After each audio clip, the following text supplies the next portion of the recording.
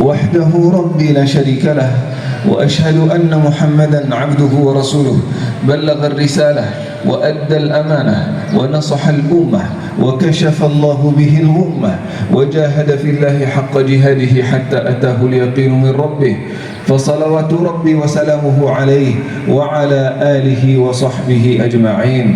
الله أكبر، الله أكبر، الله أكبر، الله أكبر، الله أكبر، الله أكبر، الله أكبر، الله أكبر، الله أكبر، الله أكبر، الله أكبر. Alhamdulillah yang telah mengumpulkan kita di tempat yang penuh berkah ini, di hari yang sangat dicintai oleh Allah Subhanahu wa taala, di mana bertemunya dua kemuliaan. Kemuliaan yang pertama, kemuliaan hari Jumat, Sayyidul Ayyam, sebagai hari terbaik dalam satu pekan, dan juga hari terbaik dalam setahun, sebagaimana Rasulullah sallallahu alaihi wasallam bersabda, "Ma min yawmin al-ahabbu min Allahi al-'amalu as-salihu fihi min hadhihi al-ayyam." Tidak ada amal salih yang lebih dicintai oleh Allah Subhanahu wa taala melebihi amal salih yang dilakukan pada hari-hari ini, 10 hari pertama, hari 10 hari pertama bulan Dzulhijjah. Ini termasuk hari terbaik. Ketika Rasulullah sallallahu alaihi wasallam ditanya, "Ayyul layali afdal ya Rasulullah?" Malam mana yang paling dicintai oleh Allah Subhanahu wa taala? Kalau kata Rasulullah sallallahu alaihi wasallam, kalau malam hari, maka malam hari terbaik yang disebutkan di dalam Al-Qur'an. Apa itu? Walayalin 'ashr, di dalam surat Al-Fajr. Itu 10 malam terakhir bulan Ramadan. Ditanya lagi Rasulullah sallallahu alaihi wasallam, "Ya Rasulullah, hari terbaik itu apa?" Ini itu malam hari terbaik itu bulan Ramadan. Kalau hari terbaik itu apa di sisi Allah Subhanahu wa taala? Kata Rasulullah, hari terbaik di sisi Allah Subhanahu wa taala adalah 10 hari pertama Dzulhijjah, fa'aktiru fihinna minal amali salih. Dalam 10 hari ini, 10 hari Dzulhijjah, maka kita memperbanyak amal saleh sebagaimana Rasulullah sallallahu alaihi wasallam mewasiatkan kita. Ada seorang di antara sahabat Rasul bertanya kepada Rasul, "Ya Rasul, amal saleh mana yang kita harus jaga dalam beberapa hari ini?" Kata Rasulullah, فأكثروا فيهن من التحميد والتسبيح والتكبير والتهليل. Maka berbanyaklah berzikir kepada Allah Subhanahu wa taala.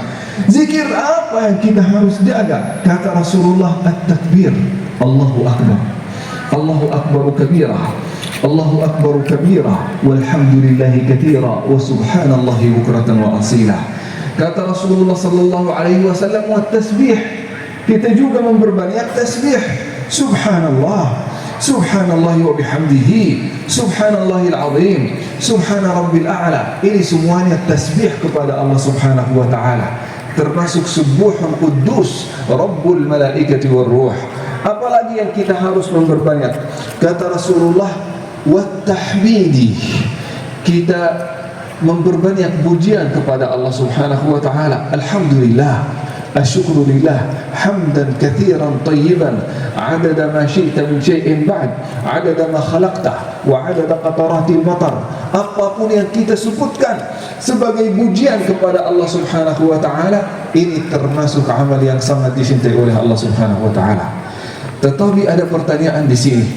Kata Rasulullah sallallahu alaihi wasallam, maka kita harus memperbanyak tasbih, memperbanyak tahmid, takbir dan tahlil. Apa artinya banyak? Banyak itu 10, 20, 30, 100, 200. Kata Imamul Junaid.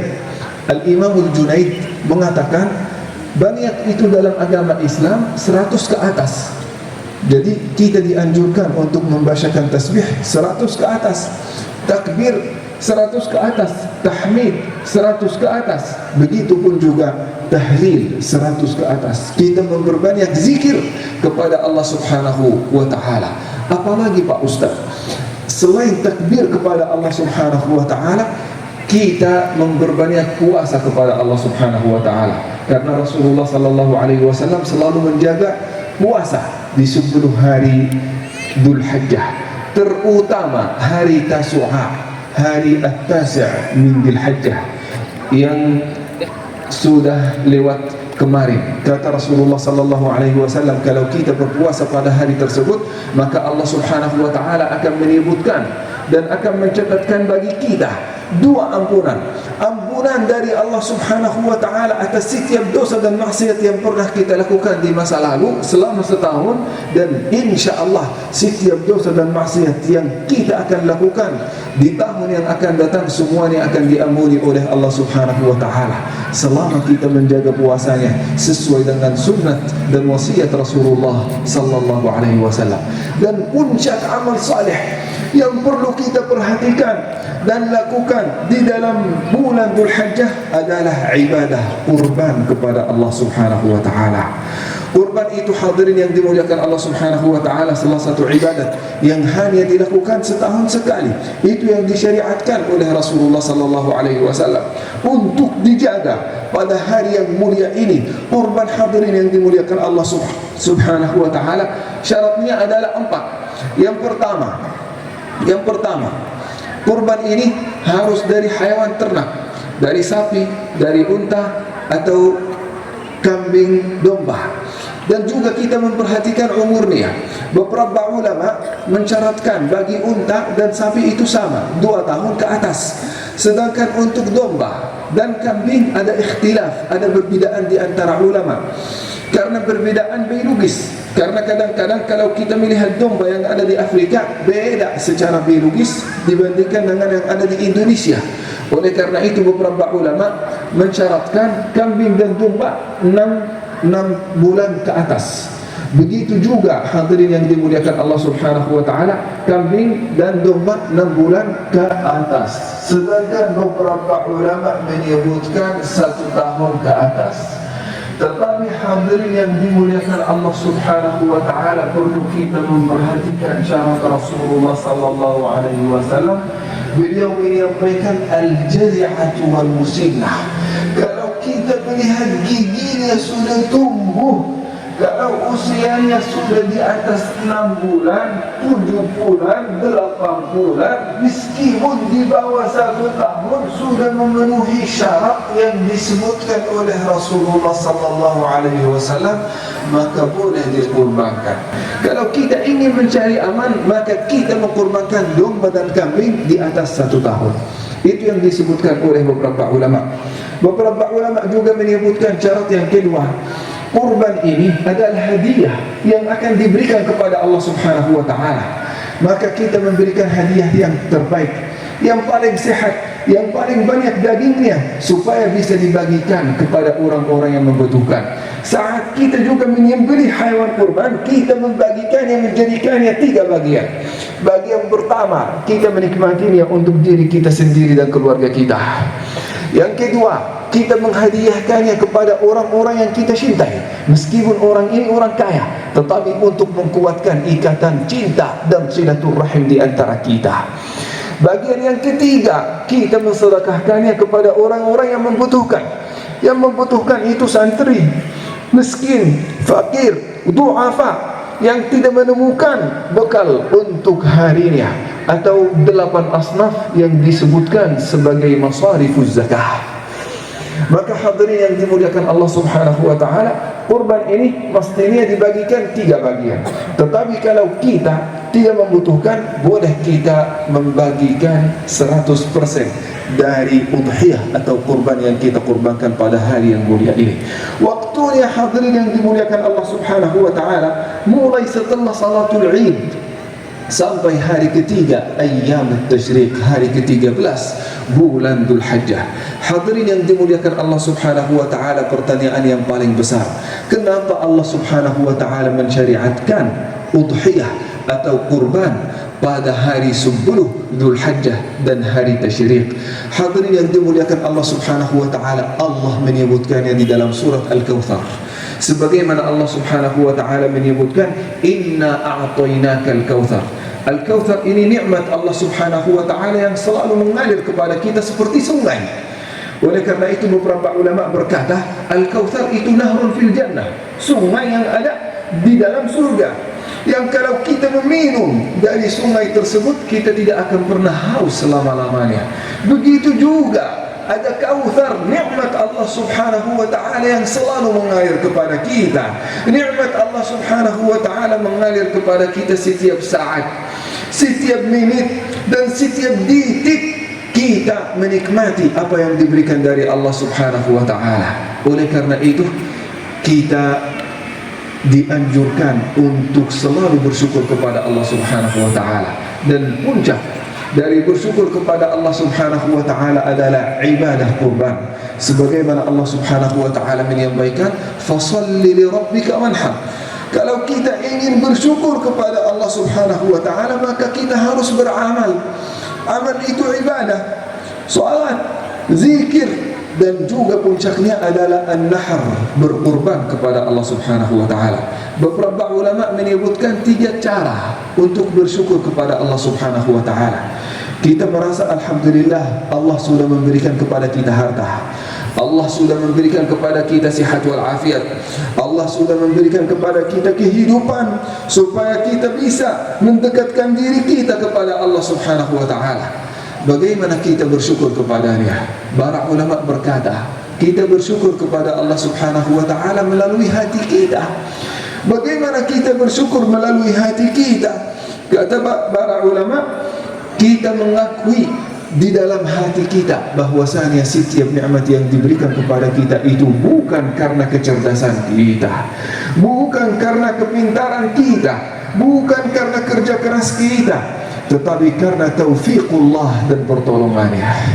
Kita mengakui bahwasanya nikmat itu sumbernya dari Allah Subhanahu wa ta'ala. Kalau kita sudah melakukan itu, maka kita sudah memenuhi syarat pertama dari syarat bersyukur kepada Allah Subhanahu wa ta'ala.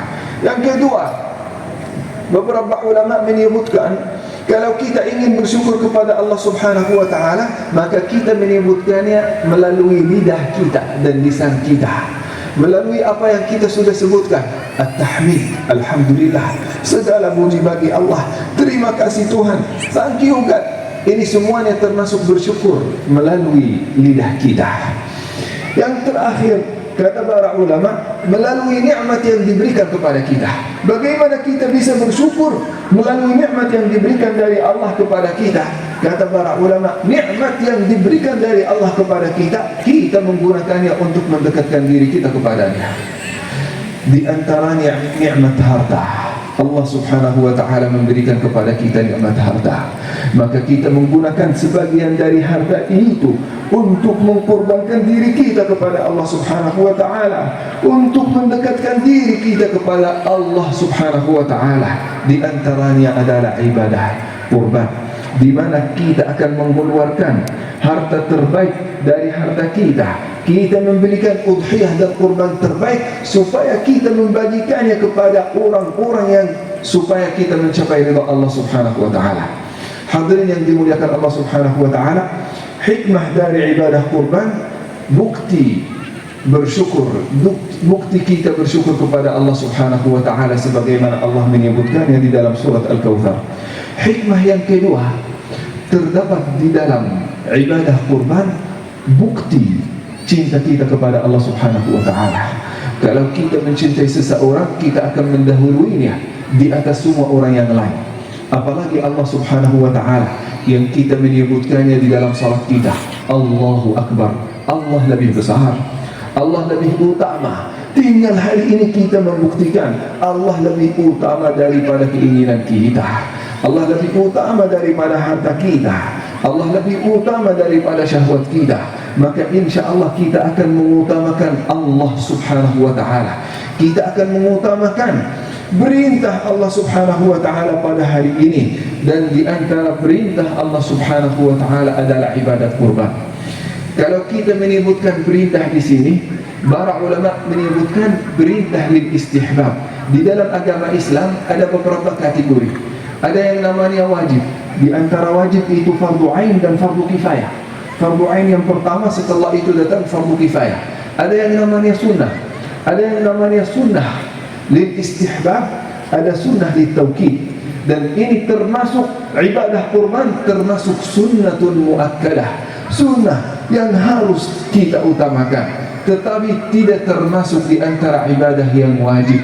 Oleh karena itu hadirin yang dimuliakan Allah Subhanahu wa taala, bagi miskin dan fakir, bagi orang yang tidak mampu, tidak harus membebani dirinya dan membebani budget dan harta keluarganya untuk mengeluarkan ibadah kurban sesuai kemampuan kita. La yukallifullahu nafsan illa wus'aha. Tetapi di dalam ibadah kurban ini terbukti cinta kita kepada Allah Subhanahu wa taala, sebagaimana Ibrahim alaihi salam ketika beliau rela bukan hanya untuk mengkorbankan hartanya, bukan hanya mengkorbankan jabatannya, tetapi rela mengkorbankan segala-galanya, bahkan anaknya sendiri rela dikorbankan supaya mencapai ridha Allah Subhanahu wa taala. Begitupun kita hadirin yang dimuliakan Allah Subhanahu wa taala, memang banyak di antara kita cinta harta, cinta rupiah, tetapi cinta kita kepada Allah Subhanahu wa taala lebih besar. Oleh karena itu marilah kita membuktikannya hari ini. Hadirin yang dimuliakan Allah Subhanahu wa taala, di antara hikmah yang kita akan dapatkan dari kurban, kata Rasulullah sallallahu alaihi wasallam di dalam hadis yang diriwayatkan di dalam sahih Muslim,